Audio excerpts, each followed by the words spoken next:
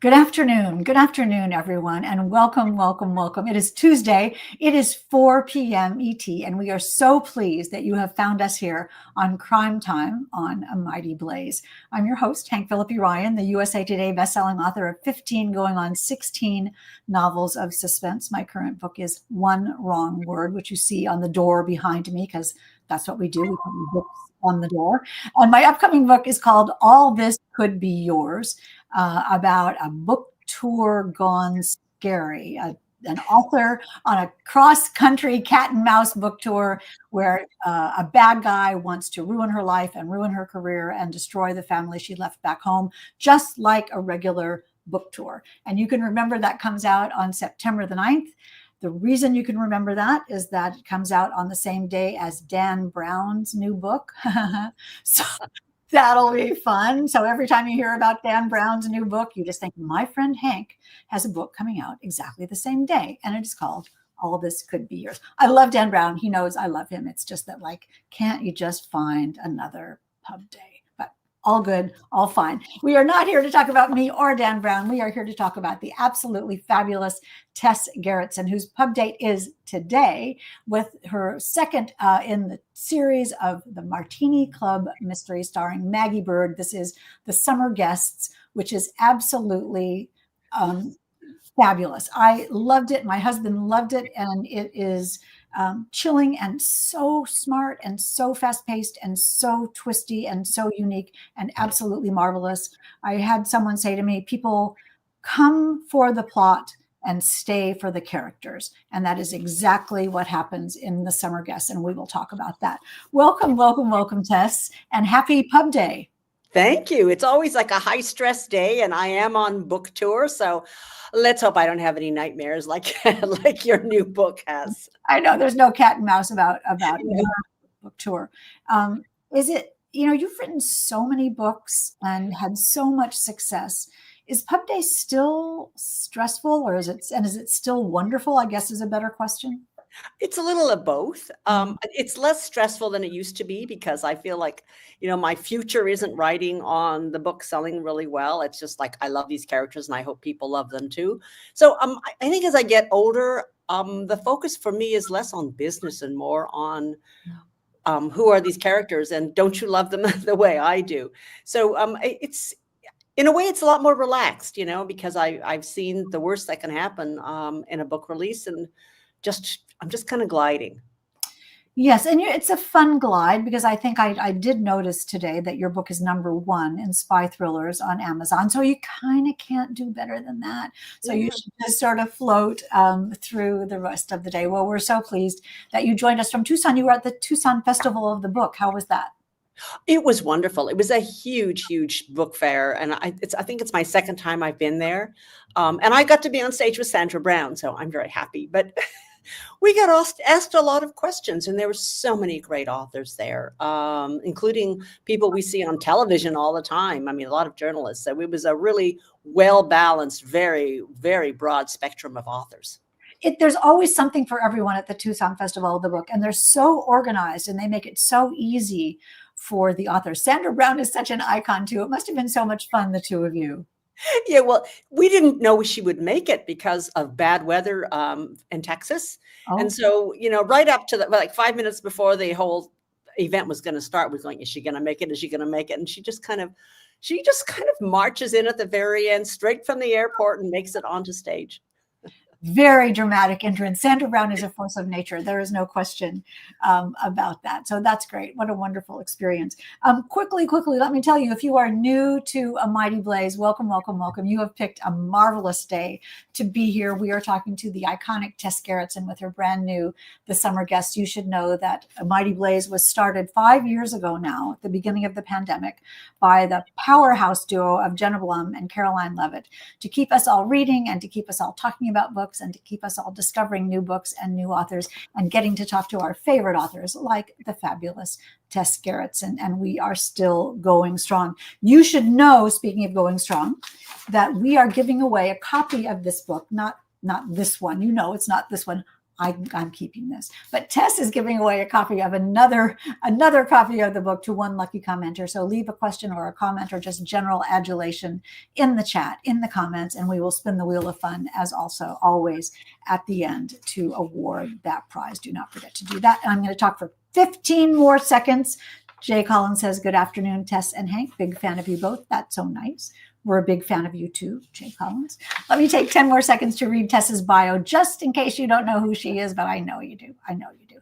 Trained as a medical doctor, Tess Gerritsen built a second career as an internationally best-selling novelist. Her 32 novels include The Spy Coast, Gravity, and The Surgeon. She has won both the Nero Wolfe Award for Vanish and the Rita Award for The Surgeon. Time magazine named The Surgeon one of the best mystery thrillers ever written. And there you have it.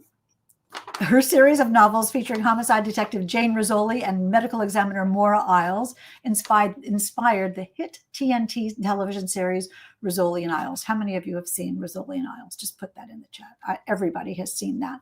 Her novels are translated into 40 languages and more than 40 million copies have been sold around the world. That's a lot of books. Her newest novel, The Summer Guest, is the sequel to The Spy Coast, which is now in development as a television series at Amazon Studios, and we will talk to her about that. She lives in Maine and has an incredibly interesting life. But first, and we want to hear about that, but welcome, Tess. I promise to stop talking now if you will just tell us about The Summer Guests. Well, as you mentioned, The Summer Guest is the sequel to The Spy Coast. And I should back up because many people have not read The Spy Coast, and it's based on a funny little thing about my little town in Maine. When I moved there 35 years ago, I discovered I was surrounded by retired CIA. So I had a spy to the left of me and a spy to the right of me, and the truth eventually came out. Little towns gossip, and I found out some of who the spies were. But as I got older, I want to ask you about that, because how would you find that out? Oh, my husband opened up a new medical practice. He's a doctor, and he would do occupational histories. And he would hear this response: I used to work for the government, but I'm sorry I can't talk about it. Oh. And after about the third person said that, we were asking around, and our real estate agent told us they were all retired from the CIA. So here I am surrounded by spies. I would go into my local grocery store and see my gray-haired neighbors walking by, and I began to look at them with new eyes. As when you're still young, maybe you don't think that gray-haired people have a lot to, many stories to tell, and then you realize that they probably have a lot of stories to tell, and they may have been really hot, they may have carried a gun, they may have been really dangerous. But here they are pushing their little grocery cart through the store. And I wanted to look back at what their lives might have been like. So I created my 5 retired spies. They call themselves the Martini Club. They live in a little town in Maine. Nobody really knows who they are. They just seem like, the local retirees, until a dead body shows up on one of their driveways. Maggie Bird, who is my star spy. And then it becomes it's clear it's a calling card from her past. So the local police chief, Joe Thibodeau, who's a young woman, gets involved. And that's when she first meets the Martini Club, doesn't know who they are, eventually finds out that, she's got retired spies living among them.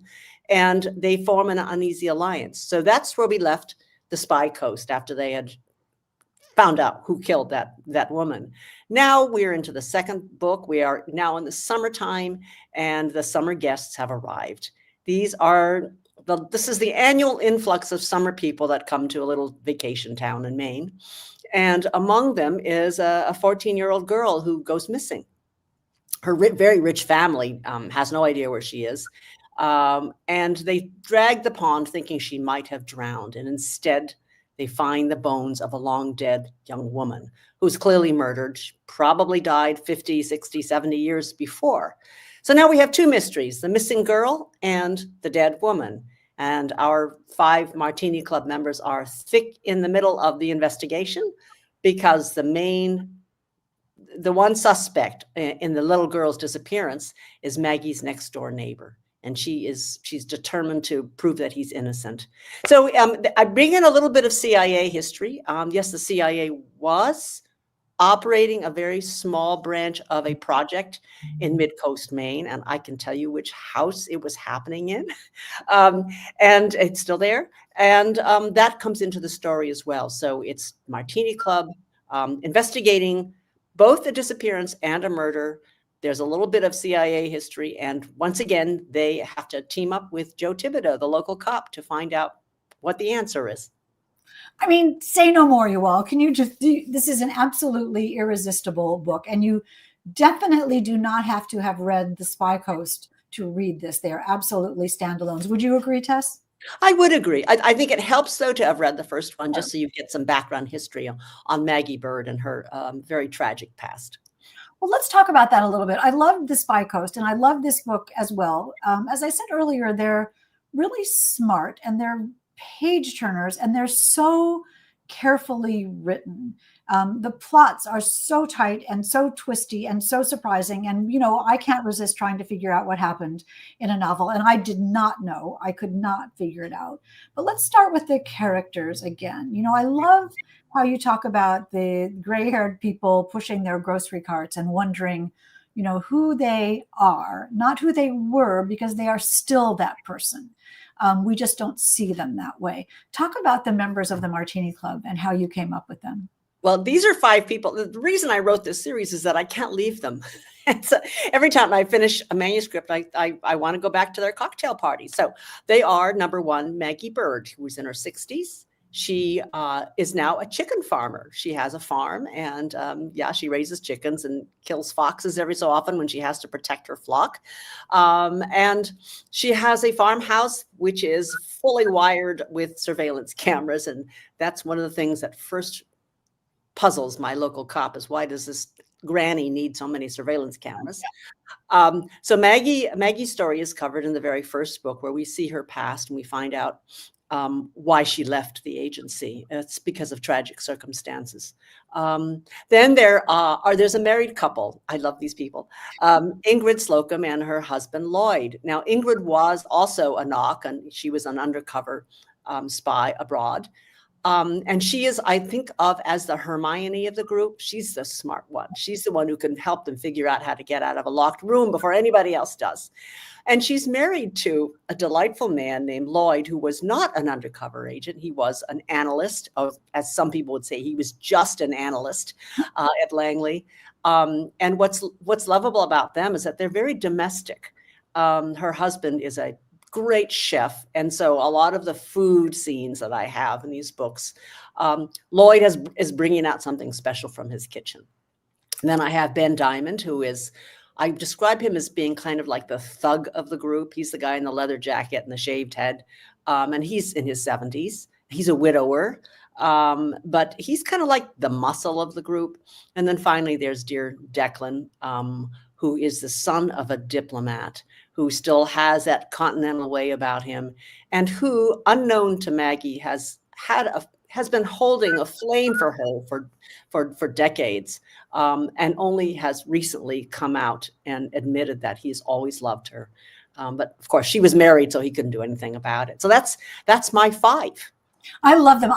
Maggie is a classic. I mean, an instantly iconic character, and we madly in love with Declan. Absolutely, I could completely envision them. And it's interesting because when you have those 5 characters and Joe Thibodeau, the police chief, the acting police chief, who we'll talk about in a second, your juggle, and not to mention the summer guests, your juggle as an author is to make sure that those characters are really differentiated. And you do it so gently and so perfectly. There is not a moment of confusion about who anyone is. It's like we are in their lives and in it with them, and they are our friends. How top of mind is that to you, to connect us? You know, that is really, really a tough thing, I think, for all of us authors, when you have a multi-character plot like this and you have a lot of characters, so that there's shorthand. I mean, at least on television, you can see who is who. Right. On the page, it's really difficult. Sometimes it helps just to have a name that makes them stand out. For instance, you know, Declan. There aren't a lot of Declans in our lives, but you know immediately that he's got some Irish blood and that he looks, you know, he's like a Black Irish. So it helps you visualize what he looks like. And I do bring back that that Ben Diamond has a leather jacket and he has a shaved head, and at 70 he's still kind of tough.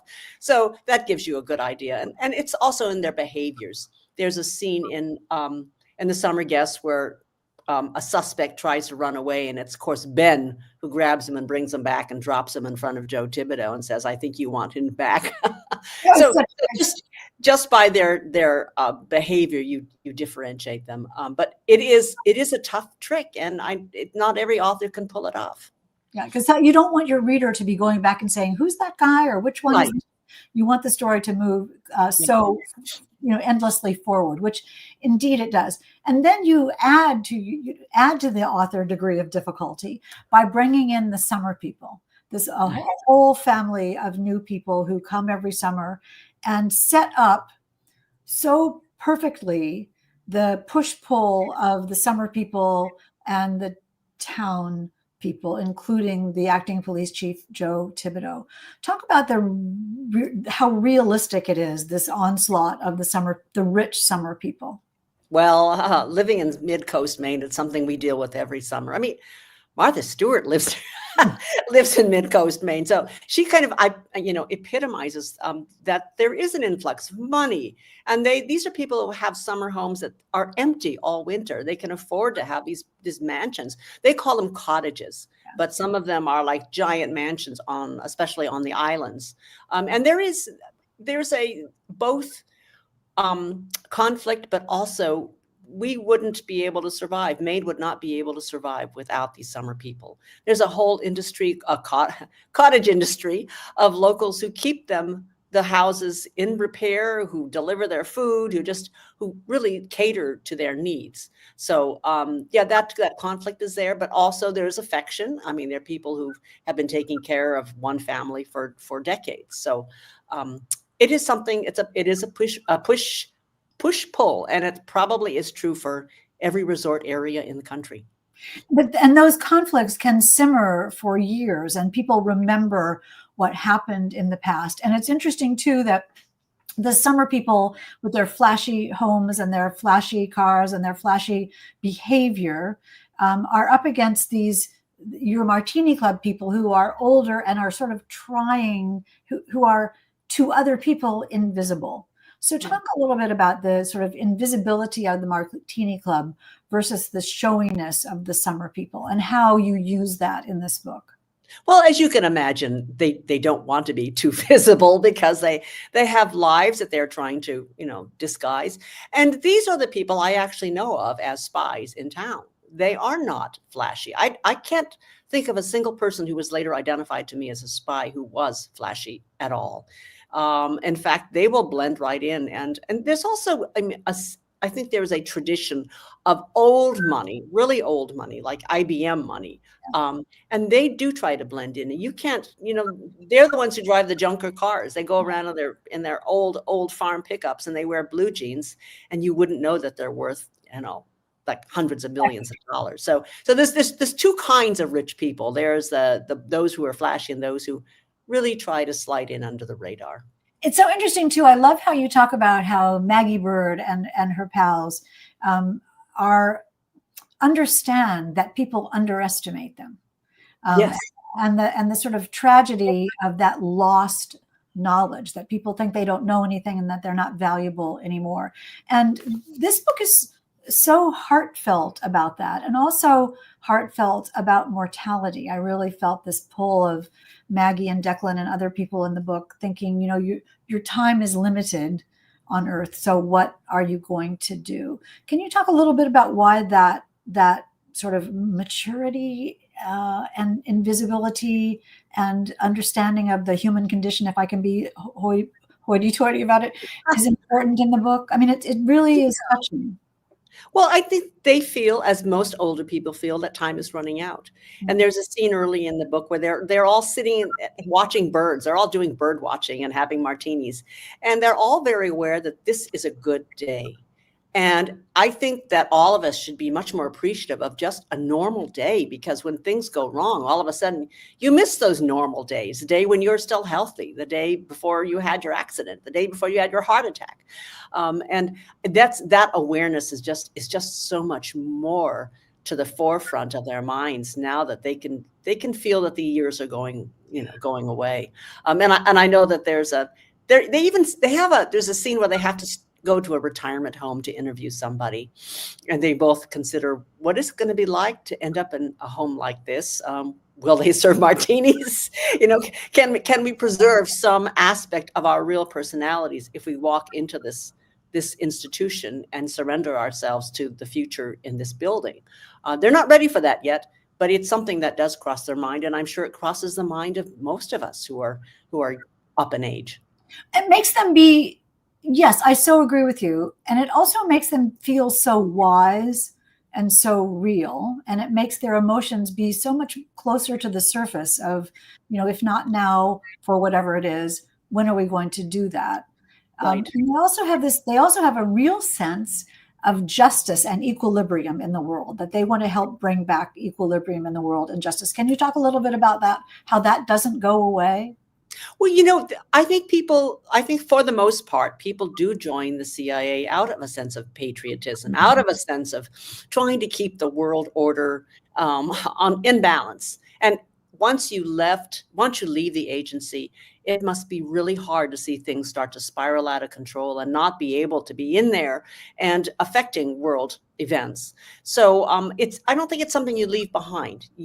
Political activism, just a sense of your role in global politics, that's probably really hard to leave behind. And I know that from my own community, the town of Camden, we have every year something called the Camden Conference. It's been going on for almost 50 years. It is a global affairs conference, and people, like ambassadors and Nobel Prize winning journalists and generals come to this conference in the middle of February to a little town of 5,000. And why? Because it was probably started by the CIA retirees. They never give up that interest in what is happening to our world. So I, in a way, I model my 5 characters after my neighbors, who I know have not given up their, thinking about the future. And they think of themselves, and we love them, they think of themselves as the good guys. Yes. Which is really lovely in the book. I should say that you have such a big crowd, Tess. There's Julie Brinkley and Brenda Gaskell and Katie Crutchfield and Laura Hernandez and Renee Herskowitz and Terry Griffin Pearson and Kathy Hamdy Smith. A lot of bird watchers too, as well. Robin Stoll. This is so nice of you. Brenda says in Minnesota they call their fancy lake homes cabins. Yeah, it's just right. It's subtle. How do you know so much about the CIA? Well, it's very hard to do any kind of personal interactions with them, because they do not talk. They really don't. They really do take their secrets with them to the grave. So the way I approached it was I read a lot of memoirs. I always feel like memoirs, people reveal things that they may not just talk about, not just operational details, because tradecraft you can find a lot of books about. That's not what interested me. What interested me is I guess the emotional impact of what it's like to be in the intelligence business, of knowing things that you can't talk about, of keeping secrets from your spouse. And there's the tension of being married to a spy, the heavy drinking that goes on around the world. I mean, there are so many things about that subculture that were fascinating to me. And I just tried to roll in what I learned from what spies have written. And extrapolate from your knowledge of how people's psychology works. You mentioned that the CIA liked to have husband and wife as married people. Is that true? It is true. In fact, the parents of one of my son's good friends, they were a married CIA couple working in Vietnam. I found out kind of, I found out when I had a conversation with the husband, and I made a joke about him. He must be one of those retired spies, and he reacted very weirdly. He wanted to know who I'd been talking to. But it makes things easy if they're married for the CIA, because you don't have to hide something from your spouse. You can actually work together. And I think it also helps your cover if you are really a married couple. My father was in USIA for many years, retired from USIA, from the Court of St. James. And when I was 16, I decided that he was a spy because I was 16, and I said to him, Dad, I know you're a spy. And if you met my dad, he is a musician, he is a poet, he was the cultural affairs officer all over the world. And he said, honey, I'm not a spy. And I'm like, that's what you would say. What would a spy say? You don't look like a spy, so of course you're a spy. I still don't know. He died some years ago. Lovely, wonderful, perfect man.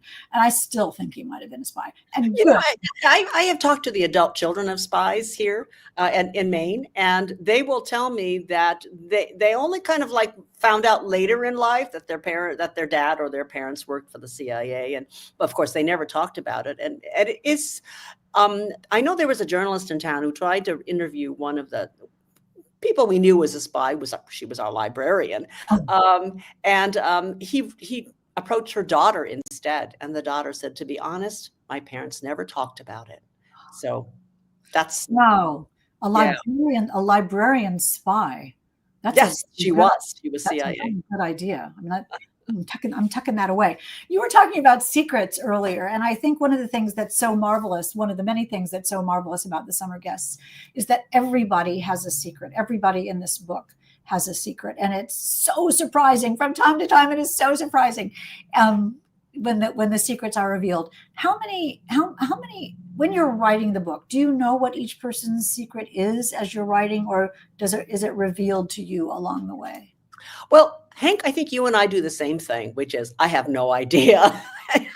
I start writing. All I knew was I knew that there would be a missing girl, and I knew they would pull a bunch of bones out of the pond, and that somehow they were going to be related, but I wasn't sure why. And I also knew that somehow MK Ultra would get pulled into the plot, and that's that little operation that the CIA was conducting, in Maine as well as around the world. So there were a lot of rewrites.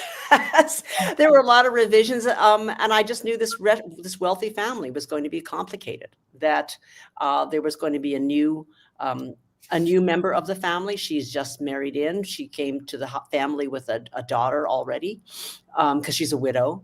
And she is not really settling very well with this family because they are a strange family. I mean, mom rules the roost. There are two brothers who never got along, and you're just going to find out that this is all relevant to the mystery, but not in ways you think. Oh, not in ways you think. You are so right about that. It was glorious, absolutely glorious to read. And we all know people, those sort of elegant, very wealthy people who have their own rules, and they have their own, the impatiens come out in the spring and the chrysanthemums come out in the fall, and everything is served the way it is supposed to be served, as it always has been. And when you introduce a new person into that equation, it's a problem. Only you, though, Tess, could have written this book, because it is not only full of spy lore and human interest and deep psychological understanding, but the medical stuff in it is so seamlessly interwoven. It's just things that only a doctor would know. Is it, and I won't say anything specific, but was it fun to realize, how am I going to ask this question? Was it fun to figure out that things you knew could work perfectly medically in the book? Well, there were things that I had to look up. There was stuff about dental amalgams, for instance, which you're probably talking about that, which ends up being very important to the plot and to dating the corpse. That I had to look up. And sometimes, when we do research, we go down these weird little tunnels. We find out all kinds of strange details that probably nobody really cares about, but mean a lot to us. And I just wanted to have a forensically believable way of dating the bones of this woman. And that was one way to do it. And that's, and we're talking about The Summer Guest by Tess Gerritsen. Is the second in the Spy Coast series, but you can read this on its own, but go get the Spy Coast too, because why not? Not write the second one in about 10 minutes when this is over, go, but not right now.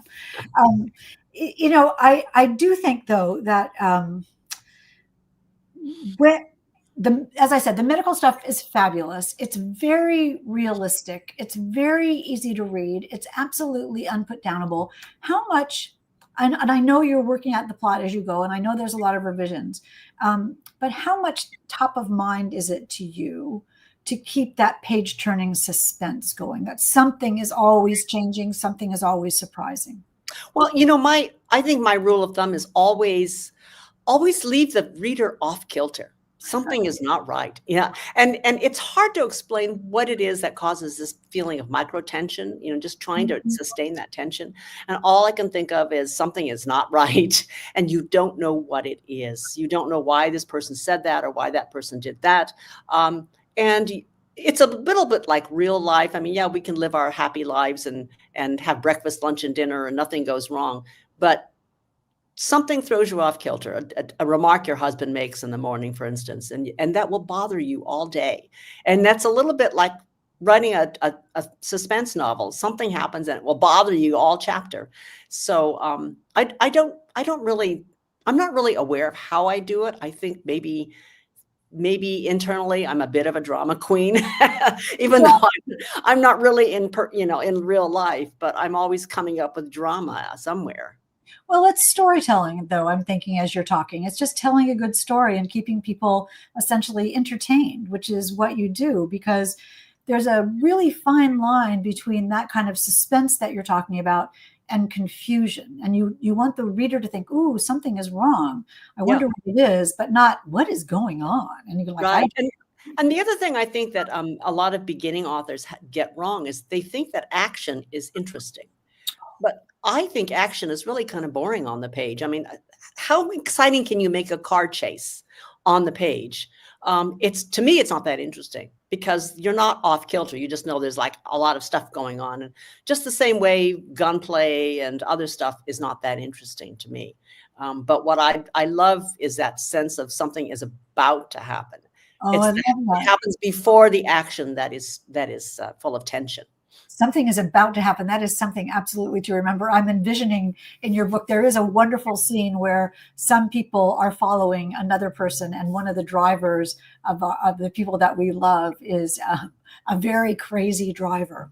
And you handle that so personally. That is like, and that's why how you do action so well is that you make it personal. And not about the action. Not this, and hopefully funny. I mean, that particular scene where they're having a car chase. I mean, because, like you said, one of my beloved characters is behind the wheel. I wanted to make that funny. Yeah, it was so realistic. I have felt that way. I absolutely loved it. Can we talk about TV? I know this is a book and meant to be a book, and this Spy Coast is written as a book. But can you tell us a little bit about the plans for video? Well, it is in development at Amazon Studios. I actually the showrunner asked me to do a Zoom with her tomorrow, Thursday when I get home. So want to reconnect. They just renewed the option and sent me a very long form contract, 17 pages. So it feels like it's moving forward. And I understand they may have already had a meeting about casting. So I'll find out maybe in the next couple of weeks, hopefully, if there is a green light for the pilot. Robin is saying something is about to happen. I guess that's true with your Zoom meeting tomorrow, and we're all casting all of the characters. It's perfect for television, I have to say. It is a perfect. Yeah, well, I think it's great to have 5 seasoned faces on television. I mean, I always love British television. I love those British shows because I get to see real people who aren't all glamorized. And I'm hoping that we will be able to, or they will be able to preserve my vision of, these are old people. Let them be old. Oh, well, they couldn't do it without that. I mean, that would be silly. So I can't wait to hear it. I just absolutely can't wait to hear. All of us at Crime Time cannot wait to hear about that. My final question to you is the Martini Club. What martini will you order? Oh, well, I have a favorite. I love Belvedere vodka. So Belvedere vodka, very dry, maybe with a lemon twist or an olive, either way. But I like it very dry. Yes. And I have, do you know Dingle Gin? Yeah. I'll have Dingle Gin, no vermouth at all, and 3 olives. That's. We all have our little favorites. And I have a feeling that they become our favorites because the first time we drink them, something was very special about that night. It Oh, isn't necessarily that it's the best martini, but it carries over some incredible event or some experience you had the first time you tasted it. oh, the Tess Gerritsen theory of martinis. I love it. I think that is now a rule of the universe. Tess Gerritsen, thank you so much for talking with us today. Do you have time for a couple of questions from our Sure. millions of viewers here? Let's have some questions. Kathy, great question. How did the retired CIA agents react to your book? Well, they they know about me, and every so often I will get a wink and a nod about, like, hey, I enjoyed it. And I hear from people who are spy adjacent, like family members, friends. And, anytime you go to, say, a political meeting or any kind of a social event, you will often find somebody at that table who will admit that they worked for the agency, maybe not undercover so they can talk about it, but they all know about the books, and they send people out to buy them. They do. That's great. I mean, it's such an affectionate portrayal of them. Yes, it is. I mean, I didn't want to write about evil spies. I didn't want to write about assassins. I wanted to write about people who did what they did because they're basically patriotic people. And that comes through absolutely on the page. Who else has a question? Vicky, hi, Vicky says, how has your process evolved, writing process? Do you still write on a legal pad? I still write with pen and paper, but my paper is unlined typing paper, because I don't like lines on the page. I feel like it gets in the way of my creativity. It's very, very strange way of doing it, I know, but I have not been able to move on to composing in front of a keyboard. So I just gave up, and I thought, this is my process. Deal with it. So it's sort of like martinis. This is how you started, and it worked. Right. So you might as well keep doing it. Can you read your own handwriting? I'm the only one who can. And in a way, the fact that my handwriting is so hard to read makes me resist the urge to edit, because that's why I don't compose in front of a keyboard. I can type 100 words a minute, no problem. But if I see my words on the page, I want to edit, and it uses a different part of my brain, takes me out of the creative zone. And instead I'm there perfecting a sentence when I should not be, not in the first draft. Oh, that's really fascinating. Sometimes I'll close my eyes and type. And That's one way to do it. Yeah. and Yeah. so I don't see it. And sometimes I actually dictate. So I'm just dictating it into the software, and the words show up, and I'm not really seeing them because it goes by fast. Justin, more stuff you didn't need to know. Katie says, how did you name your characters? I really don't know. Sometimes it's just serendipity. I've always liked the name Declan, so that was clearly what my hero spy was going to be.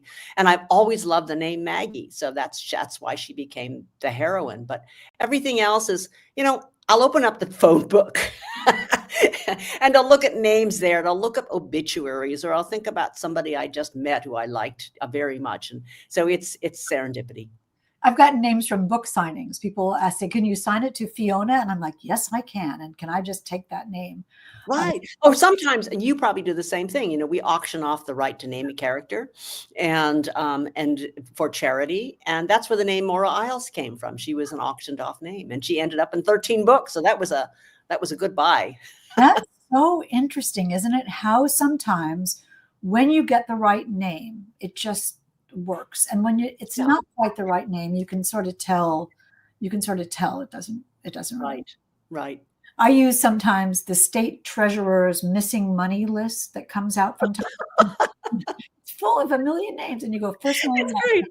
It always works. One last question, you all. Sylvia says, thinking back to your childhood reading summers, what books surrounded you? What a sweet question, Sylvia. Oh, as a young child, it was Nancy Drew, Nancy Drew, Nancy Drew, And then as I got older, it became like Gothic romances, like Victoria Holt, and then, of course, the Tolkien books. So I was all over the place. And Sherlock Holmes, of course.